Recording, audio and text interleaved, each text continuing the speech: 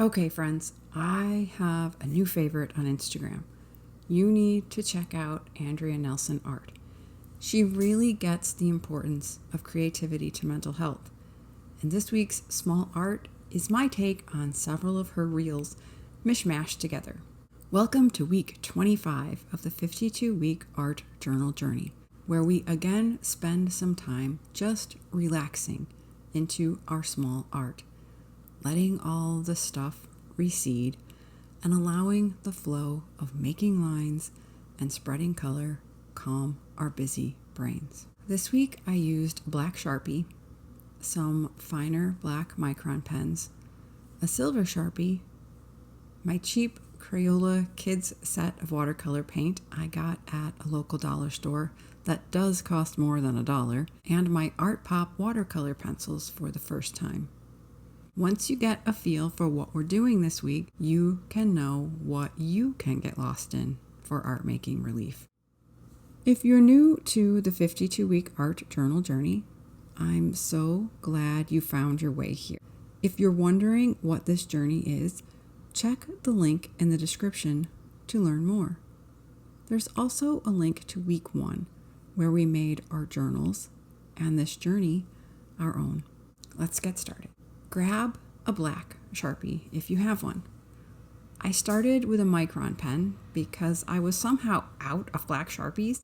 It's a little too fine.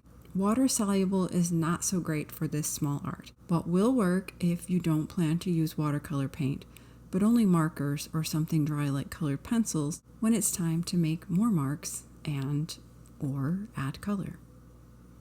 We start with lines. Curvy, relaxed lines to span our page. You may want to start vaguely in the bottom left corner and end somewhere in the vicinity of the upper right. Draw some lines across your page and draw some more. Make sure they cross in various places. We're not going for crowded, just breaking up the page, I guess you could say. Don't think too much about it. I think, if I remember correctly, in one of her reels, Andrea suggested around 8 lines. In one version of this, all of them stayed kind of centered in that upward left to right. Silver Sharpie was my number 2 page. Next, we round things off. All those pointy areas where lines come together, we soften. As I said, relax into the process. It can help soften the sharp edges of what you're feeling. Just let it flow, and you'll feel those harsh edges smooth and gentle too. As I rounded the crossings of my third go at this, after getting new black Sharpies, I also added more lines. It just felt good. And that's a big part of what this process is about. Andrea Nelson is a watercolor artist. I am not. But if you've been following this journey for a while, you know I enjoy playing with art material. And I don't have to quite know what I'm doing to share a small art process with you. If you missed week 19 and would like to play with some watercolor techniques with me, there's a link in the description. Watercolor is a great choice to extend the flow of this project and add some color. I enjoyed it. Though because I was trying to protect my silver lines from overflow, I tripped up my relaxation a number of times.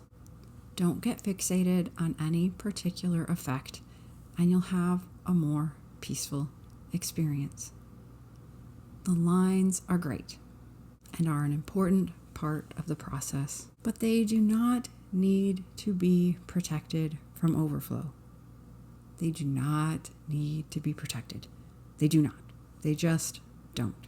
That being said, if the most ideal way to do this for you includes lovelily, yes, I will always make up my own words when I need to or can't remember the one that I want. If you need lovelily defined areas of color, but you've got to allow some blending though.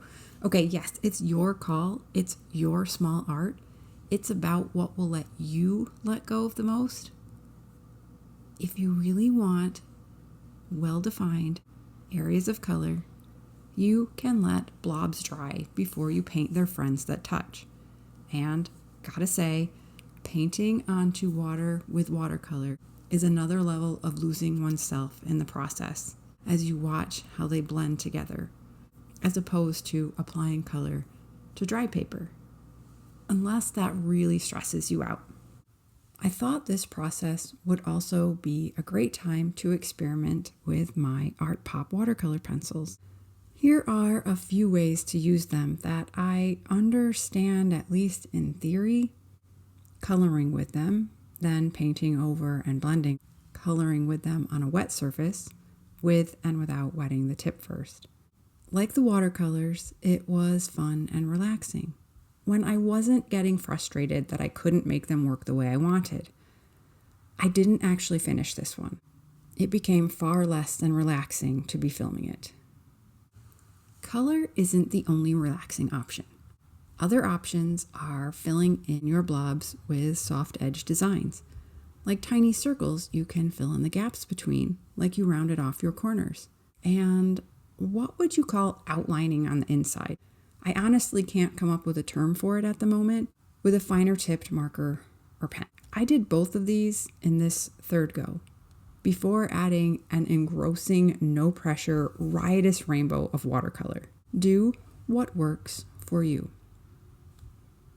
With my aging eyesight and worse, mildly arthritic wrists and fingers, the circles, while I love them in theory, turned out to be difficult for me.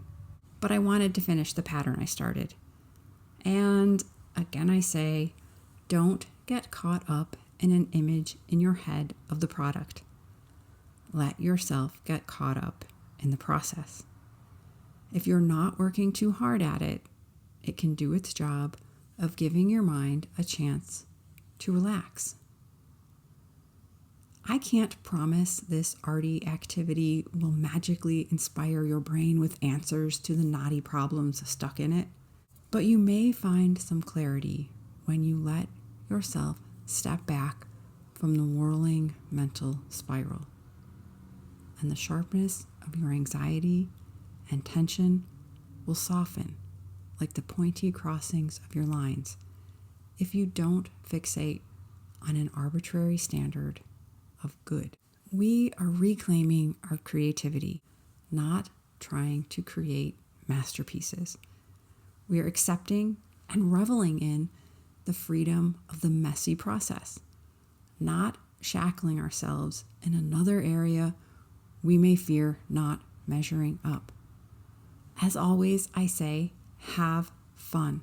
Make marks and lay color with the art supplies that you enjoy. If you decide to share any of your small art on social media, be sure to tag me, Melinda Van Rye, so I can enjoy it too.